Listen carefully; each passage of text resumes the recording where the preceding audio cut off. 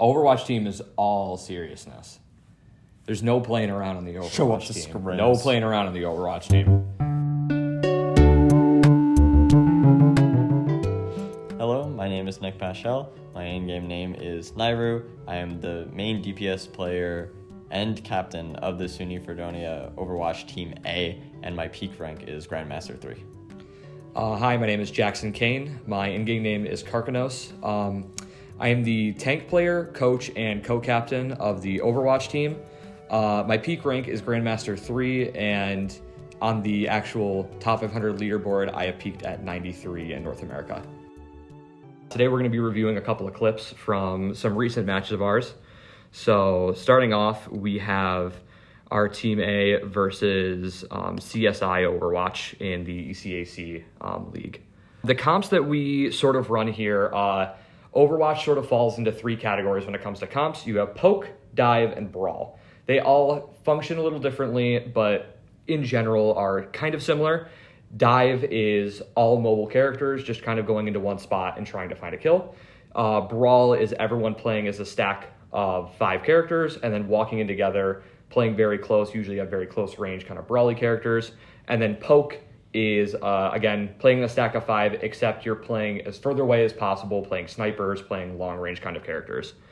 Here on Lijiang Tower, it's a bit more of a close range kind of, it favors the brawl style a bit more just because of the tight corners and the short chokes. So we're running the Reinhardt with Symmetra, I believe it was Junkrat, Juno, and Baptiste. So the idea of our comp is obviously to play close and to play with very high burst damage and very high sustain.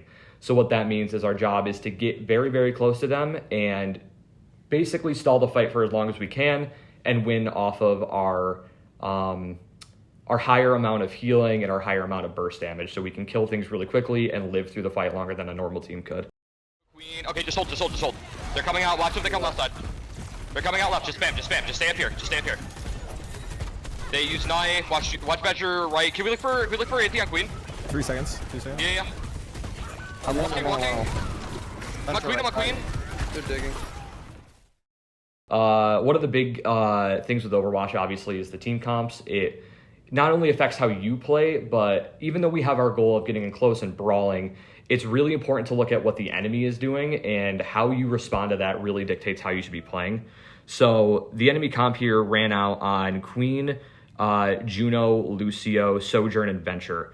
So one of the big takeaways with that comp is a lot of speed and a lot of burst damage off of your abilities. So Queen has the Axe, Venture, all of their cooldowns are very just, it's a very like, you get in, you do your damage, get out. It's a very big spike of damage.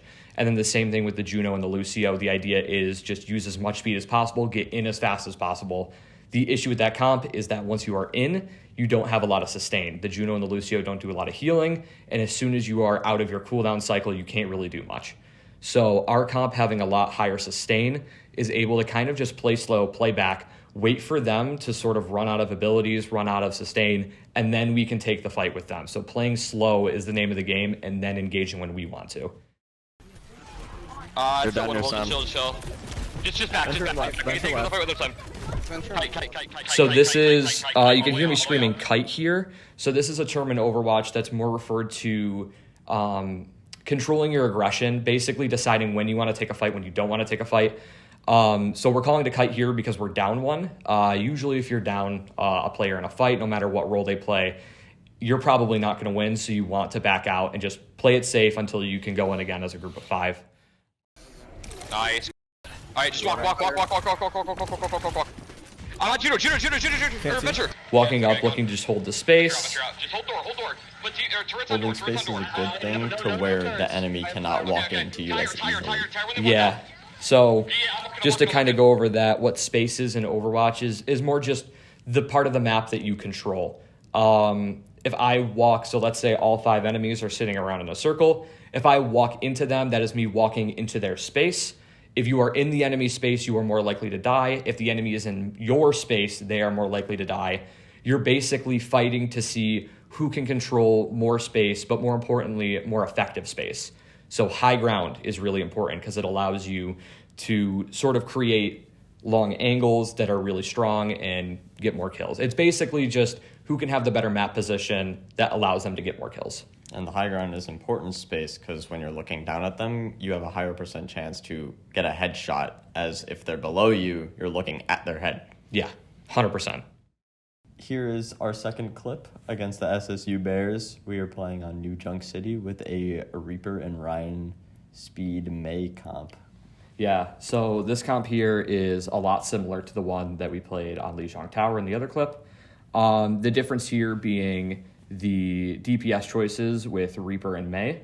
So it's the same central idea. We want to get in close. We want to burn the same target together as a team. The way that this is accomplished is a little bit different. So May has an ability called Ice Wall. That is her kind of go-to like fight winner kind of deal. So the main idea is, as you will see in a second, is our May player Fumi is going to put up a wall behind a player on the enemy team. The idea behind that is it's going to separate them from the rest of their team. So he won't be able to get healed or won't be able to get helped in any sort of way. And then our stack of 5 players just kind of walk on this one person, cut off by the wall, kill him for free, and then we take the 4v5 for the rest of it. So let's see how this works. All right, big thing, play for the wall, use nade aggressively. We are going to adapt based on what they're playing. How we use wall, how we take fights, yada yada. We walk out right side. Yeah, right side definitely.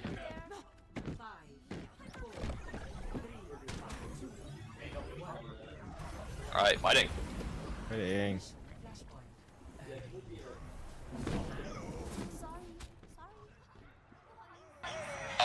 Okay, what do they got? What do they got? They are here, they're Ryan. Ryan, May, Lucio. Okay, they have mirror comp except Lucio. So as you can hear in the clip, as I said, they have the mirror comp except for Lucio. Basically what happens in these sort of mirror matchups is it just becomes who can do what their comp does, but better, right? The goal is to put up the wall, isolate somebody and get a kill. It's who can do it first or who can do it better. Usually what we will try and do in these situations, as you will see, is sort of just play slow. We bait for their wall. We try and get their May to look for a wall, probably on the tank player me. Just, look for that wall. As soon as we get it out, that's our trigger to engage. As soon as we see something happen, then full foot on the gas, run at them, try and do what we want to do. Yeah, I would say that's pretty much the same thing. I would say is in a mirror comp, it's just if both people are playing Reaper, you call when one of them uses their Fade ability, means they are invincible, they can't get damaged. So if the enemy Reaper uses their Fade ability, the May will look for a wall on the Reaper, and then everybody just easily jumps on him. Yeah, definitely. He can't escape. That's a good thing to know, is just kind of like this understanding of cooldowns and why they matter. So Reaper is a really difficult character to kind of pin down and kill because of that Fade ability, not being able to take damage. He can reposition, he can go back to his team.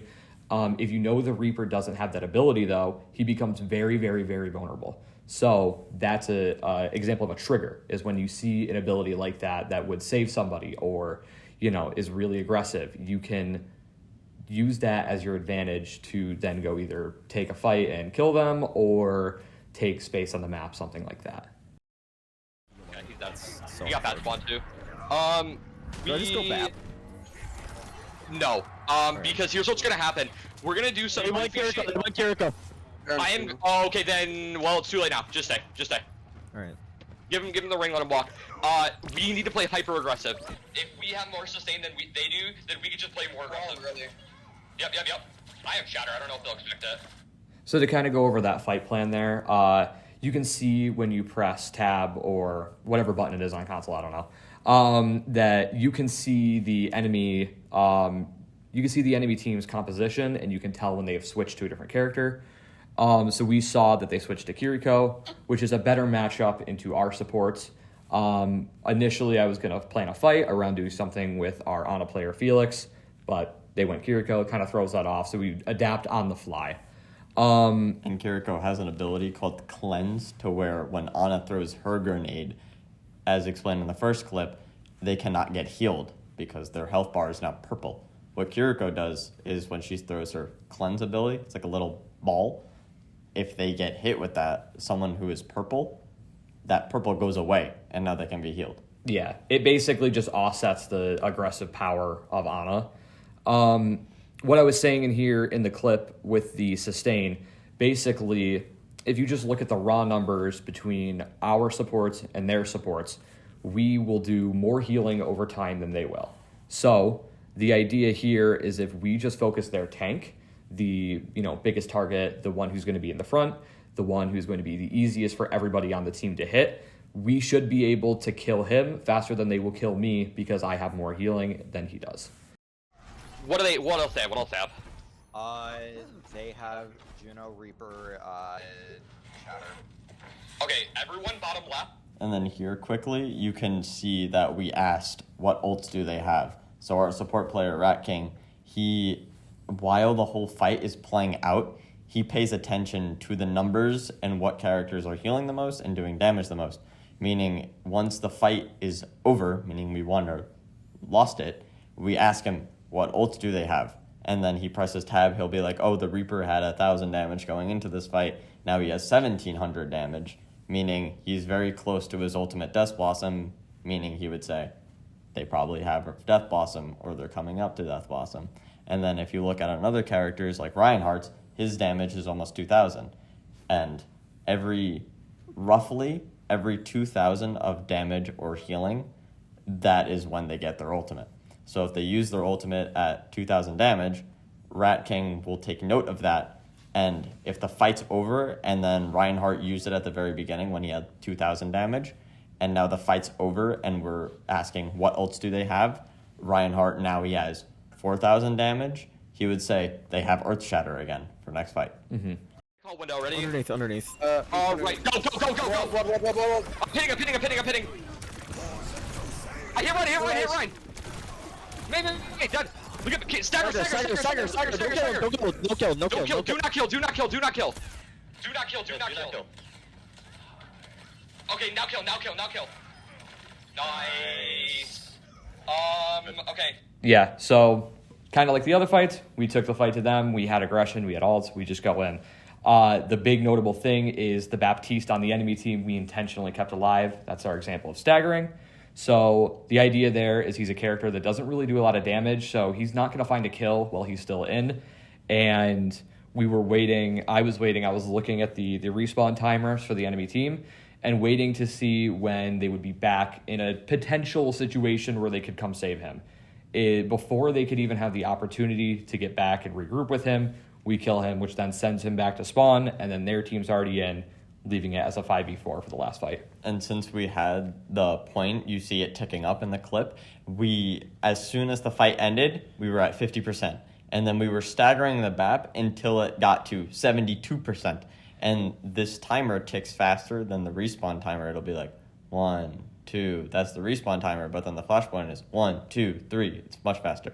So when we killed the BAP, he now has a 13-second respawn timer, meaning we would get 20, maybe 25% on the flashpoint percentage, meaning as soon as they get back, they have to look for a touch to trigger that overtime we talked about. Essentially, with the percentage, they don't have enough time to wait for him to respawn before they can go take a fight. They're forced to go 5v4, even though they don't have a support player. We're going, man. Yeah. Go. Drop it all. Look around. Go, bitch. Nice. Go, baby. Stagger was huge. Oh my god. That was massive. Oh, Yeah, so that last fight is just example of how important the stagger is. They had to wait too long, and then a good use of the Mei wall by our Mei player Fumi, just to block them from touching the point, and then because they didn't get there in time, it eventually just capped to us, and then we won, not even needing to take a real fight there. That's all we have for you guys today. Thank you so much for watching. And if you want to see more of us, we are Fredonia Esports on every socials.